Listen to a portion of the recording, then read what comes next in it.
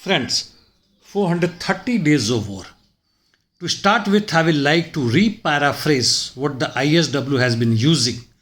There has been incremental changes in the ground situation as far as the war between Russia and Ukraine is concerned.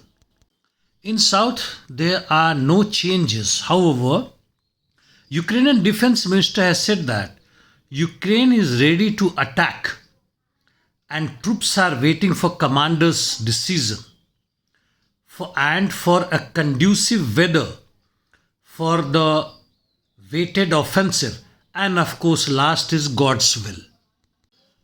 In north towards Kupiansk direction, the Russian forces carried out attacks on the Vorichna, making some minor gains. In Kupiansk to Liman direction, they carried out attacks down up to below Gorivka and above that Torsky and forests around Kremina. As per ISW, they made some incremental gains 10 km northwest of Kremina.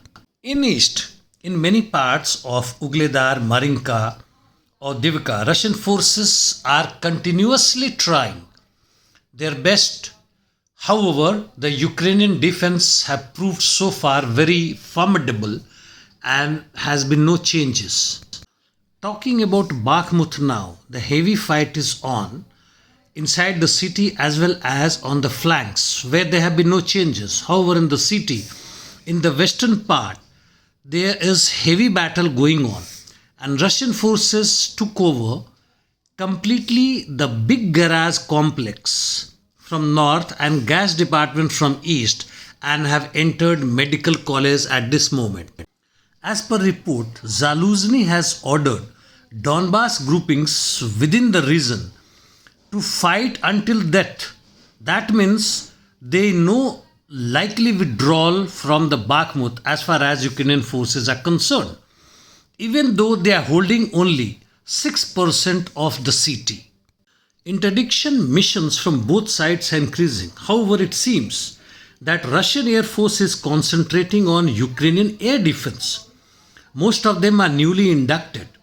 Informations also say that the Russian Federation Industrial Military Complex has increased production of cruise missiles, Iskander systems and like by almost 10 to 12 times.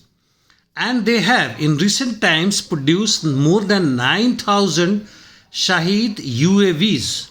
What does it mean?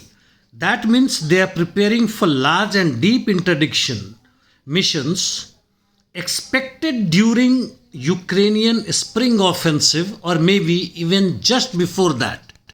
This is the update from the war zones in brief. In the meantime, Moldova Prime Minister has said that the Russian Federation President, that is Putin, is banned from entering his country. If it was a joke, it is not very tasteful.